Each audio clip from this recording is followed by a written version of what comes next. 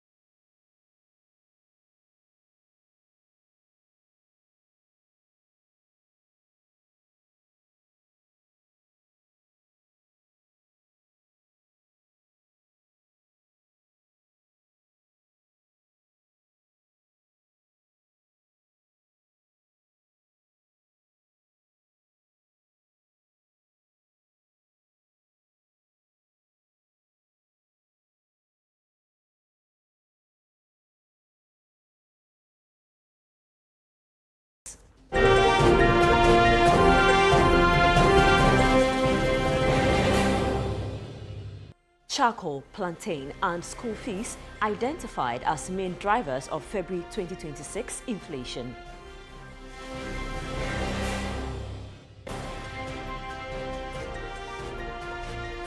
In Channel 1 Sports, African football uncertain about 2026 Women African Cup of Nations.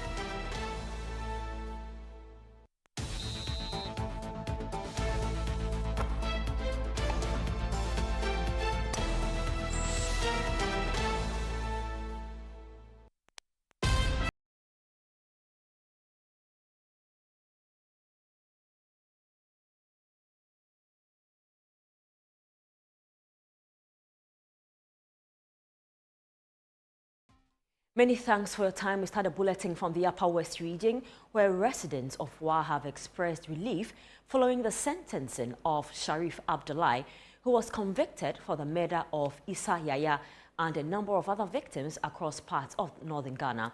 Many say the ruling marks a decisive moment in the pursuit of justice and the restoration of community safety. For years, the Wa municipality and surrounding communities lived under the shadow of fear due to a series of killings that unsettled residents and raised concerns about security. There is more in the following report by Martina Masono Zabuk. For nearly 2 years, the Wa municipality was gripped by anxiety following a disturbing pattern of disappearances and killings, largely involving night watchmen. The incidents, which began gaining national attention in 2022, sparked widespread fear. Youth groups organized nightly patrols, while police intensified investigations.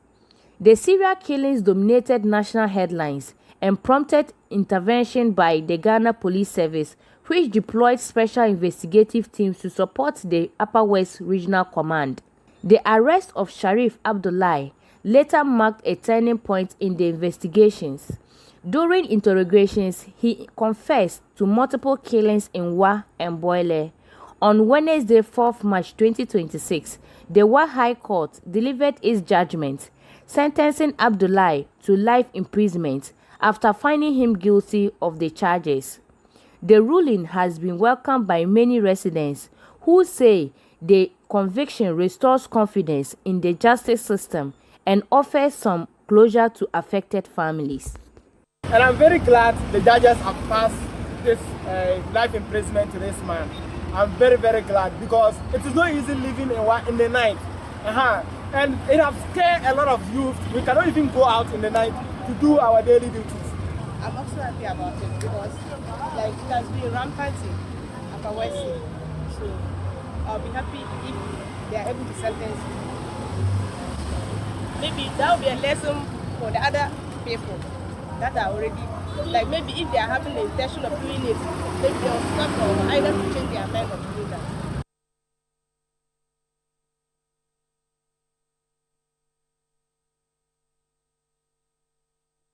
Now, the Civil and Local Government Staff Association of Ghana, CLOGSAG, has declared a nationwide strike, directing all its members in the civil service and local government service to stay at home beginning Monday, March 9, 2026.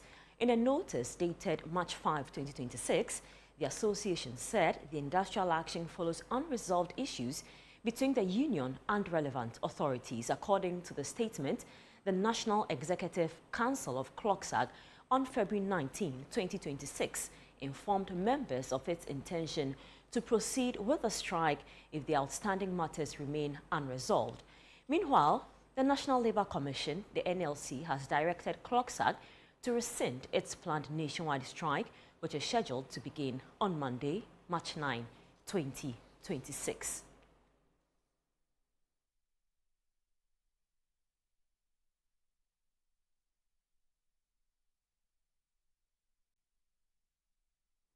For more on this, we are joined via phone by the Public Relations Officer of CLOGSAG, Edmond Akwe.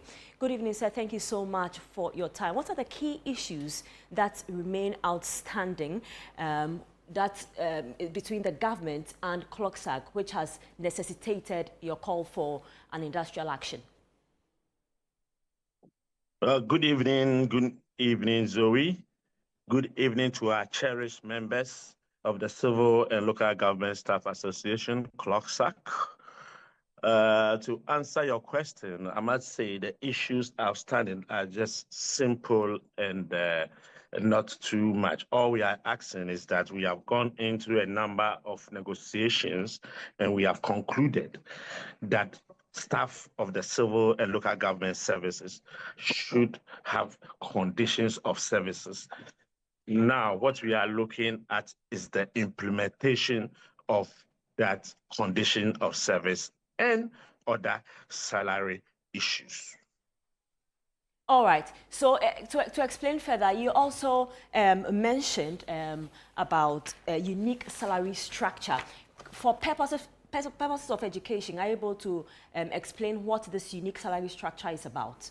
For which you are... Well, I understand for purposes of education, but you should also understand that at this juncture, we are not here to talk about the intricacies or whatever is in the salary structure.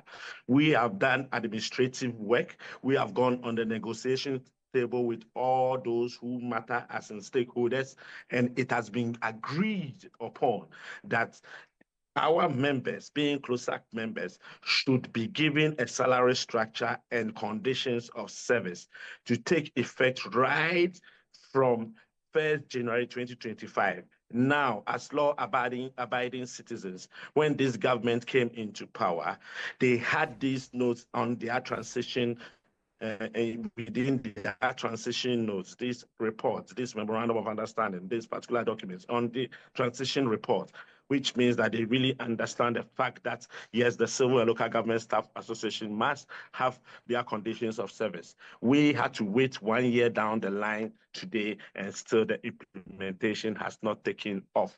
Let me also remind you that during the vetting of the Honorable Minister for Employment, Honorable Rashid Pelpo, he was questioned by Honorable Patrick Buama about the conditions of service specifically to the Civil and Local Government Staff Association, for which the minister, attested to the fact that, yes, he knows that there is the need for us to have conditions of service, and for that matter, it is at implementation level, and when he comes into office, he was going to ensure that we get these structure and conditions implemented.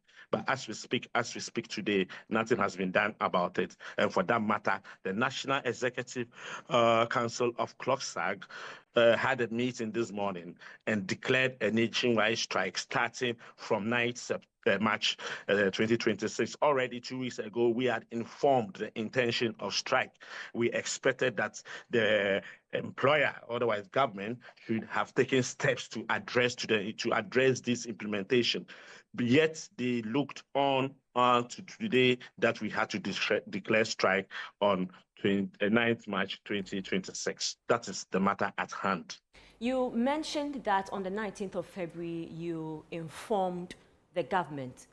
Now, the National Labour Commission says you have contravened the Labour Act, Act 651, because you are supposed to notify the other party and the commission. They claim this wasn't done. You're supposed to give them 7 clear days. And after the expiration of the 7 days, then your industrial action can take effect. They claim this hasn't been done and that this strike is illegal. I'm wondering how come 7 days is bigger than 14 days. We had given from 19 February till now, and you are using 7 days as a peanut. How? 14 days, 19 February till now is more than 7 days. We had given enough notice. We are dealing with our employer who understands the issues. And we expect our employer to act as quick as possible on this particular matter. And that is where we are now. So what will it take for you to suspend your industrial action, your strike on Monday? Well, it is going to take positive action on the part of government. What we want to see government do is to tell us that from 9th of March 2026 onwards, your conditions of service will reflect on your salary pay slip.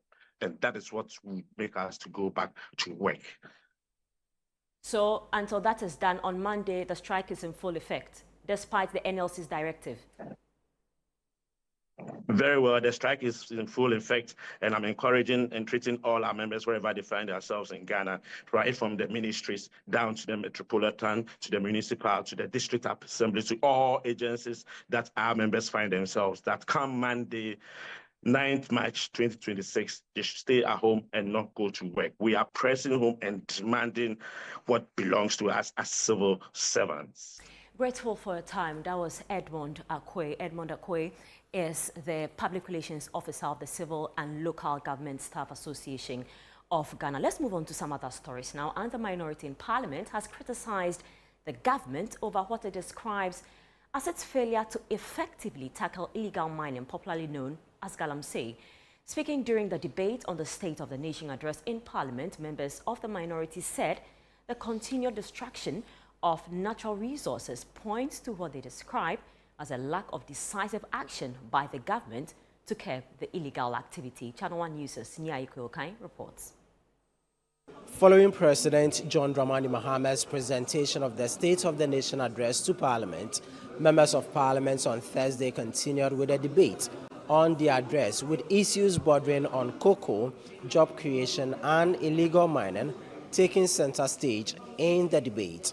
We were told that within 3 months, a new NDC government will bring to an end the issue of galamsey. What do we see today? It is obvious from what is happening that His Excellency the President has thrown his hands into despair. $2 million was paid out. $2 million was paid out to somebody whom nobody knows. And nothing, not even a train, the tire of a train has been produced, not to talk of a train in the sky. Maize farmers, if you go to the north, maize farmers are complaining that they have cultivated maize. There are a lot of northern MPs who are here. If you stop reciting the numbers they've given you to recite in the chamber and you get on the ground, your maize farmers will tell you that they have borrowed money, they have cultivated maize, they have harvested the maize, it's stored in their barns and they cannot get buyers. Pirates are pirates. They would attack. But the problem is, after the attack, we are looking at the response, the reaction of our security forces. Did we react or not? We did. In fact, there was a hot pursuit. The House is scheduled to begin sitting on Mondays from 10 a.m. to 2 p.m. from next week as part of its extended sitting before it adjourns sine die for the Easter festivities. Reporting for Channel 1 News, from Parliament, Ni Ayukwe Okine. To the Western region now, where the youth of Salman in the Elembele district have cautioned their chief, Nana Kwamena Bintum, against interfering in ongoing clay mining activities in the community, insisting the operations are intended to support local development. Speaking to Channel 1 News, a leader of the youth, Abraham Mensah, said the community and the chief had earlier reached an agreement with a contractor to mine in the area. Our Western Regional Bureau Chief, Akwesi Ejenim, reports from Salman. The Salman community in the Elembele district of the Western region has hosted the operations of Adamus mines for nearly 2 decades. After community mining activities previously carried out on portions of the Adamus mines concession were halted, the youth and the chief reportedly agreed to engage a contractor to undertake clay mining on the land. Under the agreement, proceeds from the activity were to be shared between the chief and the community, with the community's portion dedicated to development projects. However, the youth claim the chief is allegedly using the security of Adamus mines to obstruct the clay mining operations in an attempt to take control of the entire proceeds. They are therefore warning him to stay away from the land. Salma community no atumi akabom ene abusua no na ya pe obi se o mesesa clay no emfanko na yentumi nya percentage na yemfa nye impuntuo e wo Salma community no adwuma no a mo ye no Salma eman no ye percentage wo papa na tuwa na mo na se ba ne se ye adwuma na ba ne se sojafo aba police fo aba security fo aba na mo ha adwen sa na e ba ne sa na e ha adwen me hwehwe me no Nature Nana Kwamena Bentum the second, or no share chili. A person Nana who said, Equano, I want no Kwana, Equania. Yana Somono, I don't know what's me. It's one one as a young son, yet. Responding to the allegations, the chief of Salma, Nana Kwamena Bentum, told Channel 1 TV that he is not responsible for the attempt to halt the clay mining activities. Me as a CA stop working the infringement. Natiana, what they call a trap for near the Adeno.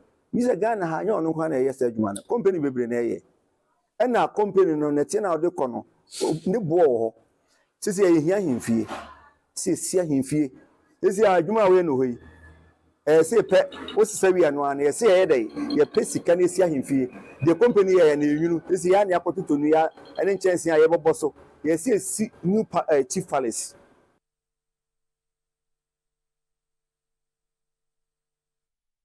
And now ahead of Ghana's 69th Independence Day celebrations, traders are recording a shortage of Ghana jerseys due to a surge in demand for the commodity.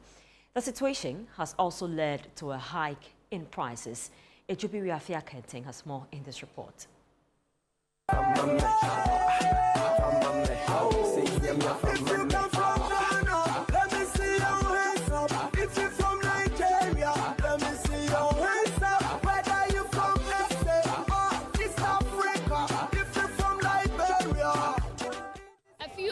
To Ghana's Independence Day celebration, and there's a new craze on the market about Ghanaian jerseys. Well, you can see that I have my jersey on. It also has my name customized at the back, and typically the demand for jerseys would come around football seasons like the FIFA World Cup and of course the AFCON tournaments. But as we're nearing the 6th March celebrations on social media, there's a lot of controversy, there's a lot of debate about the Ghanaian football jerseys, the prices that these jerseys are being sold on, and we understand that there's also a shortage of the jersey on the market. Today, I'm at Accra Central to engage some of the traders here at Tudu on the situation.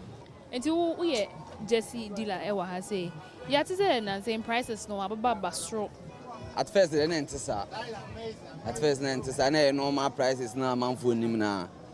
But your one it is a your man penny.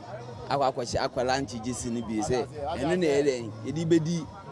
You can say independence. Na magic no. I say. Who can say menya markets this time? Menya markets, but na market is very slow because of fasting near there. The na market is very slow. But as I just ni be me booming kakra. So mo ton just ni there. We can tell say omo make it. Enye we na me ton. But we know yes Ghana and 6 March yan shewe na ma yen na ya ye nemu gu ho na ye kofa we na yen na ye to o de my store price small ones say de my 80 cedis na ya turn 90 big ones na de my 100 na ya turn 120 our store price. Other traders say the surge in demand has also led to a shortage of jerseys on the market. They have also accused online vendors of taking advantage of the scarcity to exploit buyers. And then cry short to moon say no I short on 1 e dey amaye enti ya na ekwensi dan kan ka turn by 1.5 and na bibisa buy ya na ya kwensi da me ba cha short pan fiti enrenchi ebesi enne ye nya bi ne yafa enti dey aka na ye ton amanefio. Share social media so ankofo complain say ankofo area ankofo prices no more ton the people can turn 1,000 cedis. Me ba cha dey no cry o ma moton online o ma moton online o mu di bu ankofo pa but o ba kroma prices a difference. Well, there seemed to be a lot of excitement ahead of tomorrow's Independence Day celebration, and Ghanaians are making sure to play their parts clad in the nation's apparel. Reporter for Channel 1 News, I am Ejibi Wiafe Akentin. Let's bring you some more stories now, and the government has banned the land transit of 3 food items. The latest items added to the restricted list are rice, mackerel, and tomato puree. Pasta is also expected to be included soon. The decision follows the recent interception of 18 articulated trucks declared for transit to Niger, but suspected to be part of a broader transit diversion scheme. President John Dramani Mahama announced the latest restrictions during the inauguration of Ghana's first pasta processing plant at Bon by Olam Agri-Ghana. We have our own pasta factory here.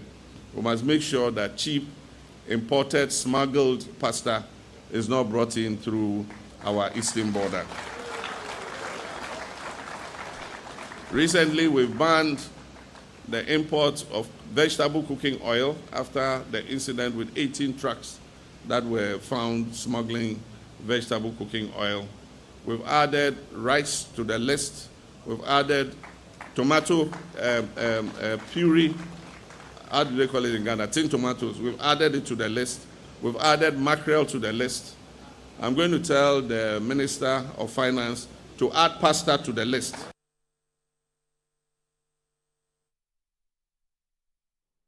The Sunyani East Municipal Director of the Ghana Education Service, Mark Godfrey Doma, says no teacher found engaging in examination malpractice will be protected.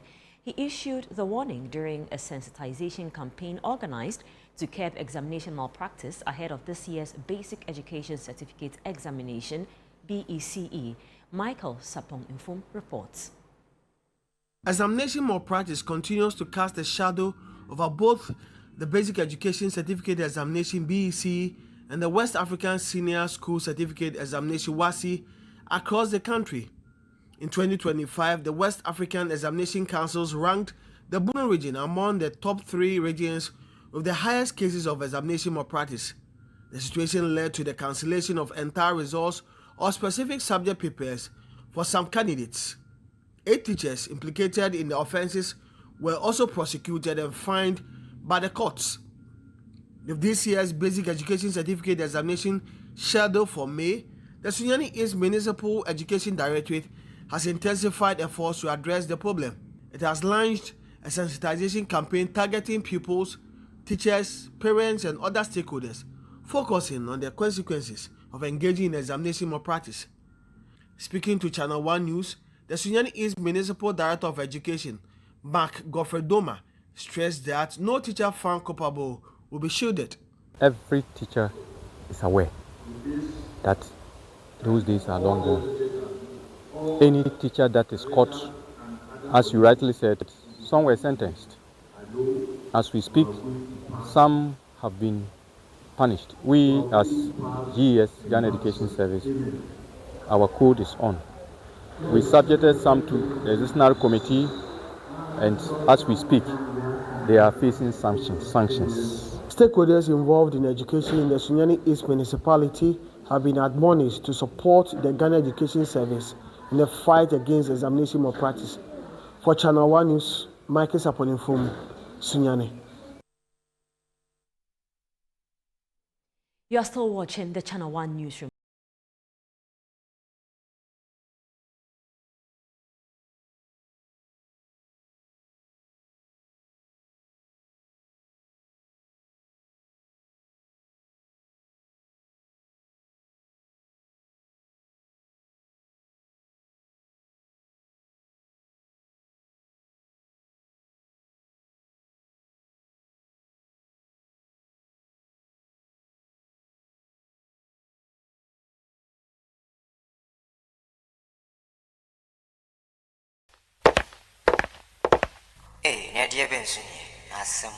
Me didn't tum Mr. Freddy Calico, just call me cockroach. Now, Mr. Freddy once now. Hey, is that you? Improve car. Yeah. Captain Mosquito, double the action.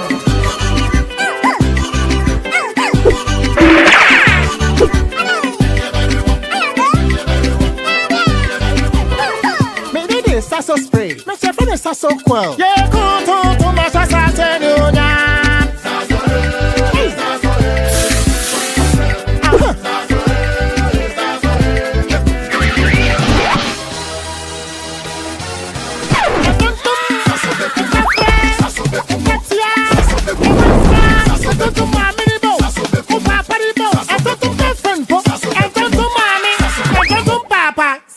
Come tum preko.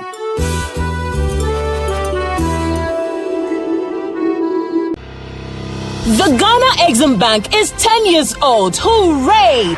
And to commemorate this milestone, the Ghana Exim Bank is hosting a 2-day international conference on the theme, A Decade of Enabling Export Trade and Industrial Transformation, Resetting GEXIM for the Next Frontier. The event takes place on the 25th to 26th of March at the Kempinski Hotel, Gold Coast City, 8 a.m. each day. President of the Republic, His Excellency John Dramani Mahama, will perform the official opening of the conference. Special guest and speaker, Honorable Elizabeth Ofosue-Jari, Minister for Trade, Agribusiness and Industry. Conference host is Honorable Sylvester Adina Mensah, Chief Executive of the Ghana Exim Bank. For inquiries, call 0208-541-480 or visit eximbankghana.com/conference to register. Media partners, Daily Graphic, Media General, The Multimedia Group, City FM, Radio Gold and Channel 1 TV. And knowledge partners include IFC and SME Finance Forum.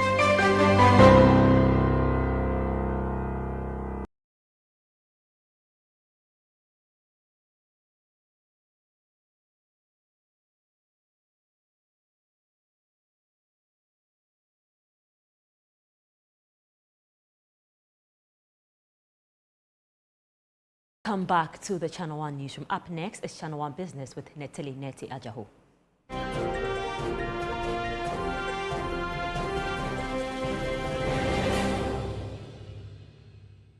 Hello, Neteli. Hi, Zoe. Bring us up to speed with what's happening in the world of business. Let's get straight to our stories. And charcoal, plantain, and school-related costs were the biggest drivers of Ghana's inflation in February 2026, even as overall price pressures continued to ease.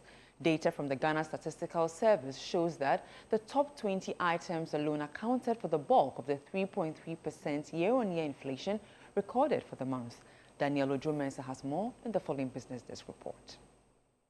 Charcoal emerged as the single largest contributor, posting a 53.1% year-on-year increase. Although prices dipped slightly on a month-on-month basis, its weight in household consumption kept it at the top of the inflation table. Green plantain followed closely, with prices up 67.9% year-on-year, reinforcing continued volatility in staple food markets. River fish and smoked herrings also recorded double-digit increases, highlighting persistent pressure on protein sources. Education-related expenses also featured prominently. Public and private secondary school fees rose 10% year-on-year and increased 4% between January and February. Pre-primary and primary education costs also contributed to overall price growth. Housing-related costs showed renewed momentum. Rent payments recorded a 7.4% year-on-year increase, with a sharp month-on-month rise of 5.3%. Resold tap water and refuse disposal charges also added to inflationary pressures. Other notable contributors included vegetable oil, cooked rice, tomato paste, yam, beef, hotel accommodation, and local dishes such as fufu with soup and kenke with fried fish.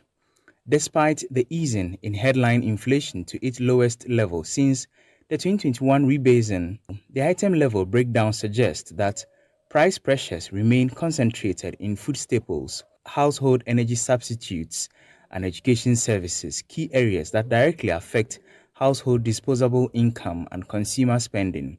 For businesses, the data point to continued cost sensitivity in food retail, hospitality, housing, and private education, even as macroeconomic stability gradually improves.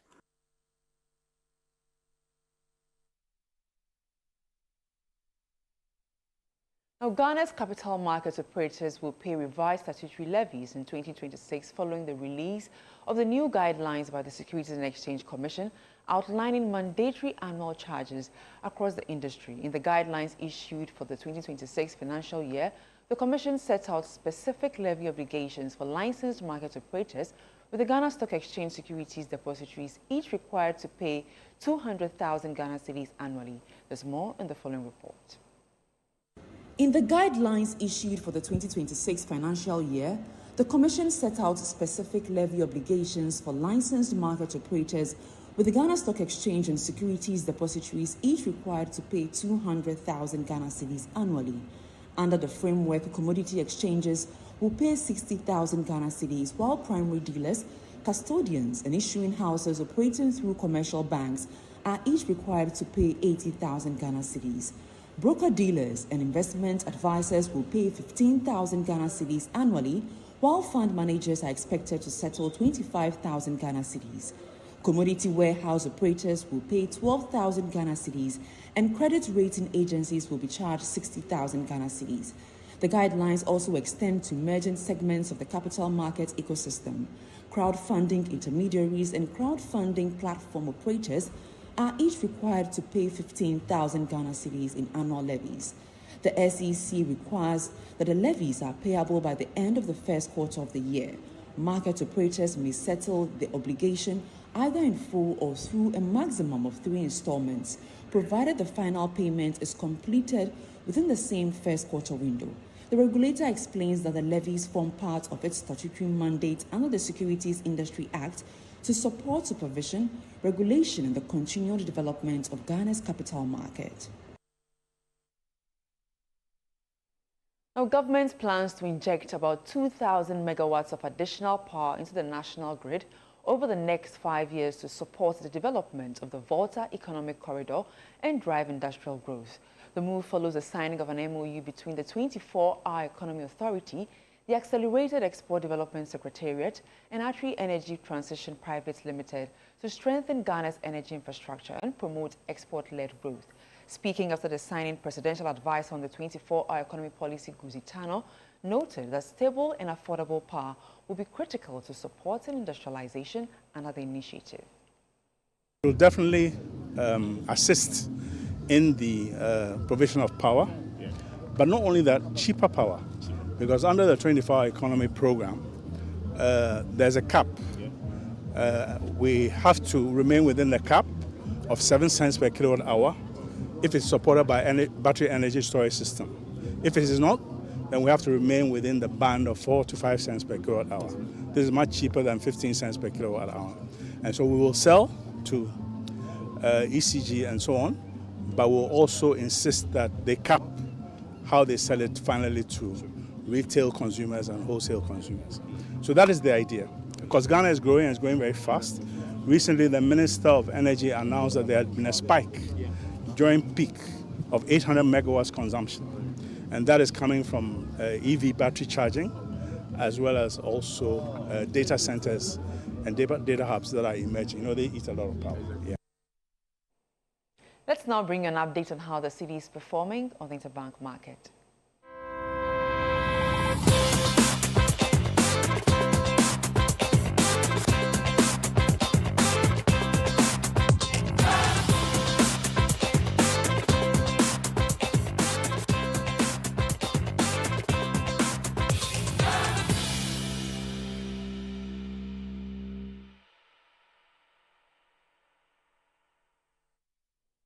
And that's all for business. I am Neteli Neti Ajaho. Back to you, Zoe. Thank you very much, Neteli, for the update from the world of business. Let's bring you some other stories now. While the sustainability of Ghana's local fishing sector faces threats from dwindling fish stocks and other challenges, some women are building resilience to protect their livelihoods. The Fisheries Ministry says it is implementing programs aimed at sustaining the wider fishing industry. Central Regional Correspondent Akwesiado has more in the following report. Starting out as a fish processor, 60-year-old Grace Bonzi, a resident of Apam, a coastal community in Ghana's central region, now owns an artisanal fishing vessel. However, she says the amount of fish caught during each expedition has been declining. For her, the potential collapse of the artisanal fishing sector no longer seems far-fetched, a situation she says puts her livelihood on tenterhooks. First, nanka ye krum pa nyama on a ondudu bia basi se pa ko 4 oba bi 5 6. Currently, there are more than 14,000 artisanal fishing vessels operating along Ghana's coastal line. The chief fisherman of Kokrobite, a coastal community in the Greater Accra region, near Adotayakwe IV, attributes the growing number of canoes on the sea to the loss of other livelihoods. Our farmlands has turned into buildings and other things, and most of our people, they don't have any other skill as such the fishing. Amid these challenges, the government and some non-governmental organizations say they are working to empower fishers. We look at market opportunities for them. Even though houses are springing up and taking over the farmlands, that is where the National Apprenticeship Program comes in to support in that regard. Speaking at the launch of the Economic Mobility and Protection for Women, Youth and Ecosystems for Resilient Fishers Empower Project, an initiative by the Fisheries Ministry and a consortium of non-governmental organizations, the Norwegian ambassador to Ghana, John McCarthy's staff, reaffirmed his country's support for efforts to strengthen the sector. If you look at the 3 organizations that are the recipients here, you'll see that they will get engaged in improving the industry. Fisheries Minister Emilia Arthur says her ministry is implementing policies aimed at ensuring the sustainable restocking of fish in both marine and inland waters. When we talk fisheries in this country, we tend to focus more on marine, coastal than inland. So we are also going to be paying attention to inland fisheries and aquaculture.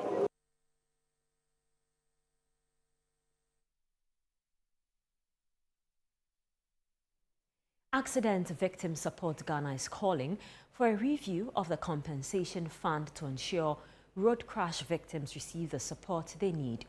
The group says many victims are unable to access financial, medical and psychological assistance after road crashes, leaving them to struggle with treatment costs and other expenses.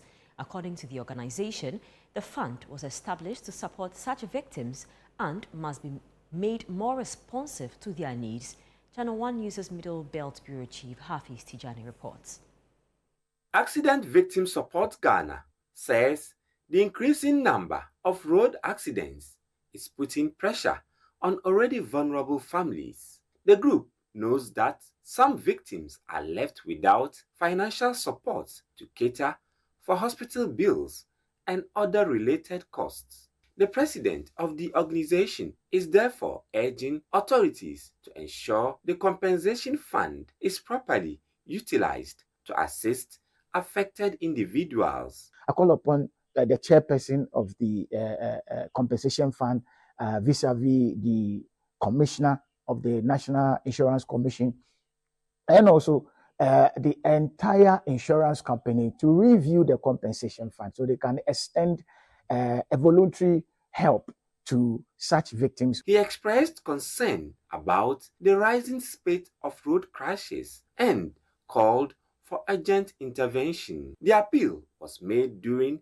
a visit to a woman who lost her 5 children in a road crash last year. Juliet Kwesin, who lost her children in an accident on the Osino stretch of the Accra-Kumasi highway, says she has been struggling financially since the incident and has not received any support.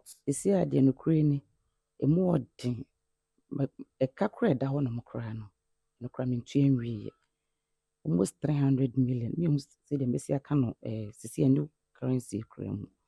I da hono mo asisi a me ko a be pese metua. You dear no so fight e dia bane de akotua saka no. Ene ne ka asisi e da menu so. Anka da fo boa me na senka metua saka na. E kebe me de pa. During the visit, the president of the Accident Victim Support Ghana presented her with a cash donation of 2,000 Ghana cedis.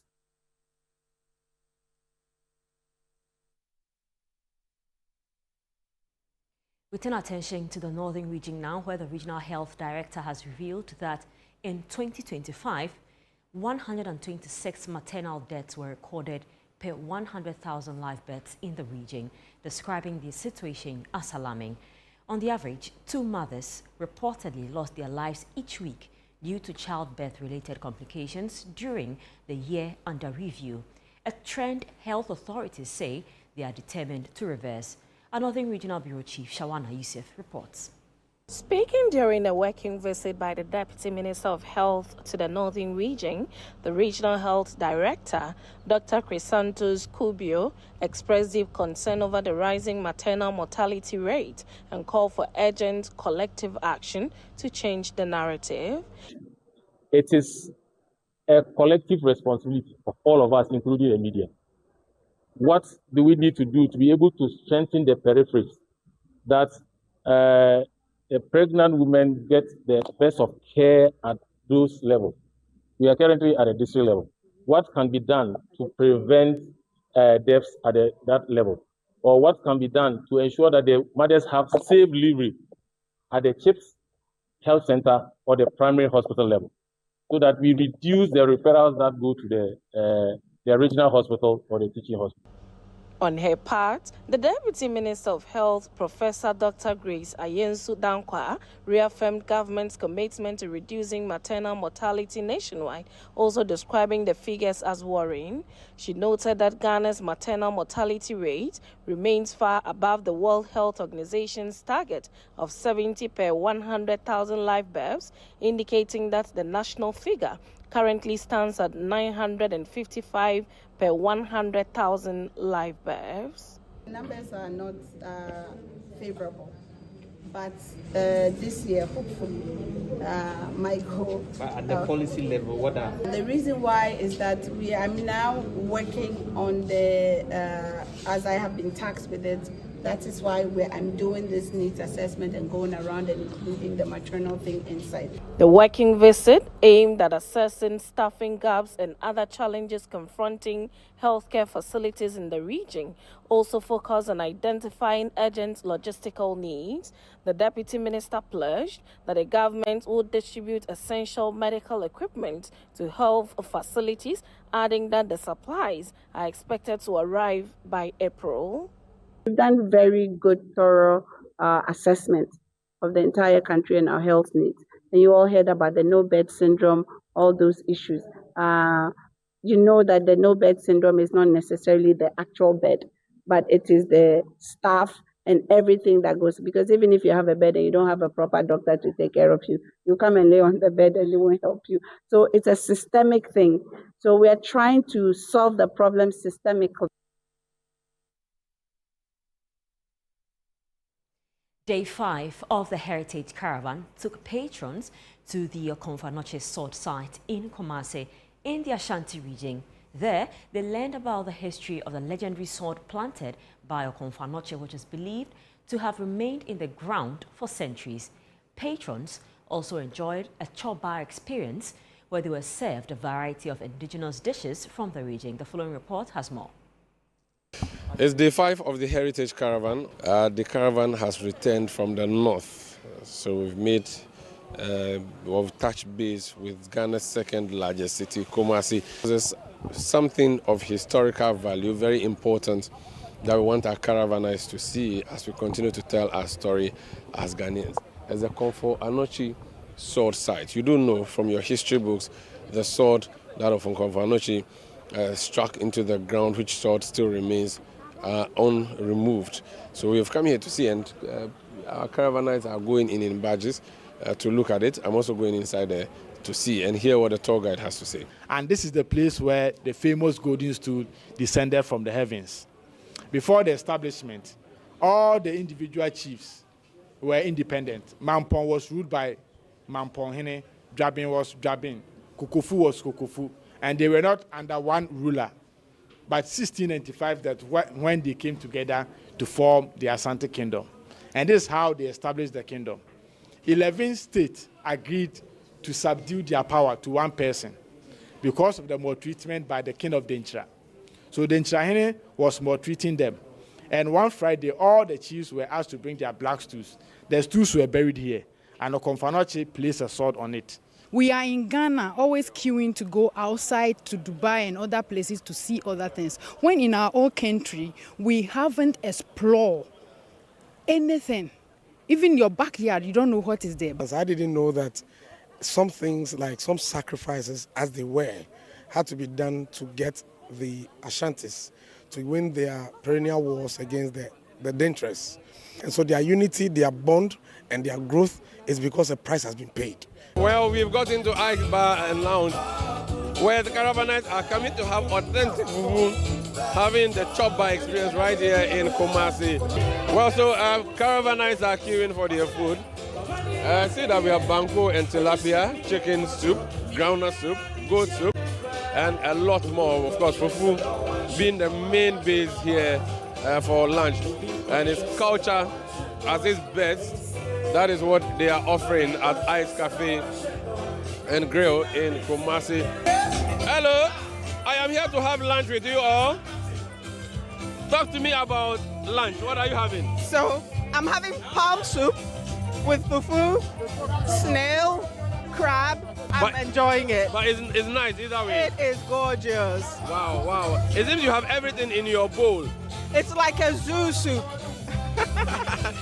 Please enjoy the zoo for me. Thank you. So people are having lunch, and it is at the Grill Cafe and Grill in Kumasi.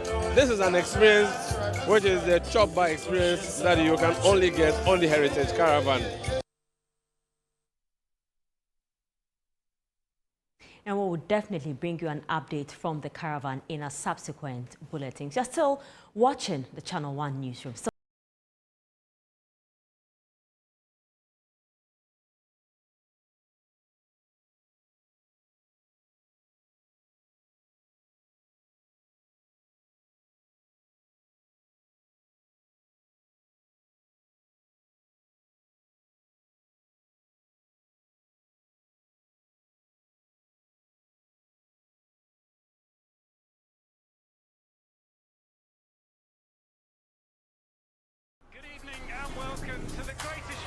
This is a people's game. They will be bubbling about this one for weeks and months to come.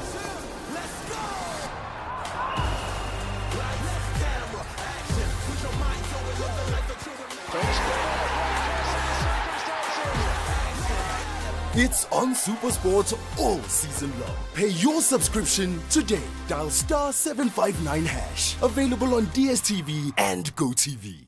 Are you ready to revolutionize the future of agriculture? The Ministry of Trade, Agribusiness and Industry, in partnership with the Ghana Exim Bank, proudly presents the Ghana Agrotech Fair 2026. The fair will feature exhibitions, market linkages, masterclasses, and workshops on climate-smart farming, digital tools, and export development. Join us at the Black Star Square from March 17 to March 19 at 9 a.m. each day. The President of the Republic, His Excellency John Dramani Mahama, will be assisted by the Minister for Trade, Agribusiness and Industry, the Honorable Elizabeth Ofuswejari, and the Chief Executive of the Ghana Exim Bank, Honorable Sylvester Adina Mensah, to open the fair. Government agencies, agrotech firms, startups, farmers, financial institutions, and the general public are all welcome. To exhibit or for inquiries, call 0559 679326 or 0242 585419. Ghana Agrotech Fair 2026, transforming agribusiness through local innovation and technology.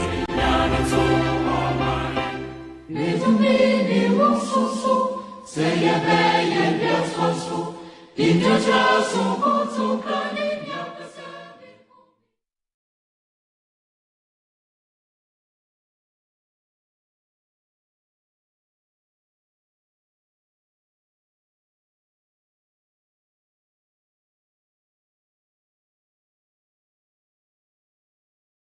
the Channel 1 newsroom. Up next is Channel 1 Sports with Bernard Abigwatri.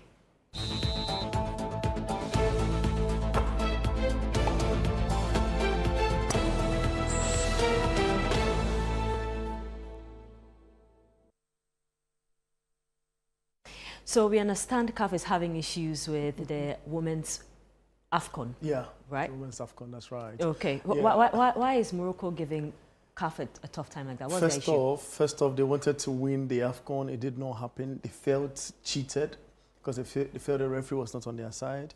It forced CAF to take certain decisions. You know, the one in charge of sitting on different disciplinary issues has been sacked. And CAF, you know, in consideration, also is thinking about moving the host to another country. Now, first off, is the date that has changed. Has changed. All right, so give us the details. Let's get into it, shall we? Now, the 2026 Women's African Cup of Nations faces fresh uncertainties after CAF rescheduled the tournament originally slated for March and April in Morocco amid reports the North African nation may no longer be willing to host. Assess the situation and put together this. In October 2024, CAF awarded the hosting right for the 2026 edition of a tournament to Morocco, with the competition initially scheduled to run from March 17 to April 3, 2026. However, in a twist of events, reports later emerged suggesting Morocco was no longer willing to host the tournament. Amid the uncertainty, Peace Mabi, Deputy Minister of Sport, Arts and Culture in South Africa, revealed that her country was prepared to step in and take over hosting duties if required.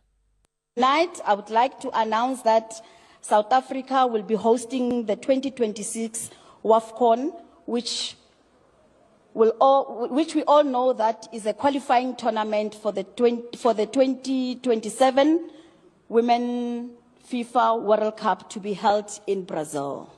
With less than 2 weeks to the start of the tournament, the Confederations of African Football has announced the postponement of the Women's African Cup of Nations, creating fresh uncertainty around the competition.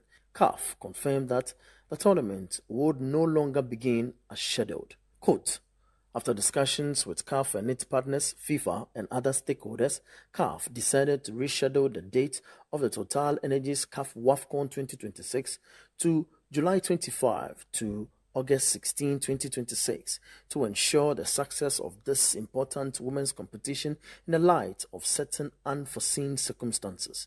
South Africa's Sport Minister, Gayton McKenzie, has condemned the uncertainties surrounding the women's AFCON. If Morocco is ready to host AFCON, because they had a brilliant AFCON, they should do so. But if they are not ready, we want to tell them, we are not a country with no stadiums. We are not a country with no infrastructure. We as South Africa will never be held hostage by countries that have less than what we have. Former Vice Chairperson of the Ghana Women's Premier League Committee, Rosalind Amon, has expressed concerns over the process used by the Confederations of African Football in selecting the tournament host. To start with, I even thought that it was quite a lazy man's approach for us to get Morocco to host the competition back to back to back. I mean, they will also be fatigued, much as they want to welcome the rest of the continent to them because they also have their own parochial interests. Don't forget, Morocco has been bidding to host so many competitions. Let's now switch our attention to the foreign front. Interestingly, former Real Madrid forward Gareth Bale says training under Zinedine Zidane at Real Madrid was often simple rather than heavy tactics. According to the Welshman, most sessions focused on standard drills such as possession games, small-sided matches, and shooting, with only brief tactical work before major games against top opponents. The legendary French player turned coach led Real Madrid to win the UEFA Champions League title, a record 3 times in a row. Real Madrid also won the Spanish La Liga title during Bale's time at the club. So he also played Italian football, so he kind of, I think, got that side of it as well, especially at that time where they're very defensive. But again, he didn't do that much. It's just... Does anybody do that much at Real Madrid? Not the players. Just winning Champions League without doing that much. Most tactics we would do is... That's the key. You knew if you had Barcelona or Bayern, you would do a little bit of tactics. The rest would be minimal. You finish with a game, shooting, and you go. That's quite similar for us, though, wasn't it, I suppose? It's the big games where you... The big games, then you do 15 minutes of tactics in defensive shape rather than attacking, and that's it. Was he good with the... You know, obviously had huge respect and credibility. Was that the sort of was that his main... Did he join in? Yeah, that was his... He did join in, yeah. Christ, chopped me a few times. Well, to some Formula One news, and 7-time Formula One world champion Lewis Hamilton has said he does not intend to retire from the sport until he has the opportunity to race in a Grand Prix on African soil. Hamilton revealed he has been lobbying Formula One's leadership for the past 6 or 7 years to bring the championship back to the continent, questioning why Africa remains absent from the calendar. Hamilton, Formula One's first black driver, was born to a father of Afro-Caribbean heritage and a white British mother. He has frequently spoken about the importance of diversity and inclusion in motorsport and sees an African Grand Prix as both symbolic and significant for the sport's global reach. For the past 6 years, I think, maybe 7, I've been fighting in the background to get a Grand Prix. It might be longer than that, actually. So sitting with the stakeholders and asking them the question, why are we not in Africa? We're on every other continent, why not Africa? And I know they're already trying. I think they've been to quite a few different countries.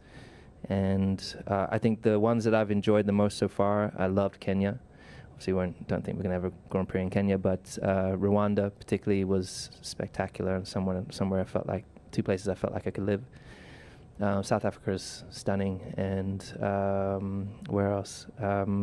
Yeah, I think those are the ones that I think would be good places for us to potentially go to. That's the very latest from the world of sport, and I am Bernard Abekoachi. I hope you love to see Hamilton on African soil. Definitely. Thank you very much, Bernard Abekoachi. Now, that's how we wrap up this edition of the Channel One Newsroom. You can visit our website, channel1newsonline.com, for more information on our top stories and more. Subscribe to Channel One TV on YouTube for more exclusive video content from Channel One TV.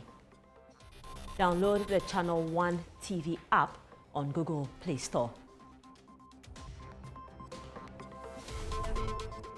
I am Zoe Abube-Eduardo. Many thanks for watching.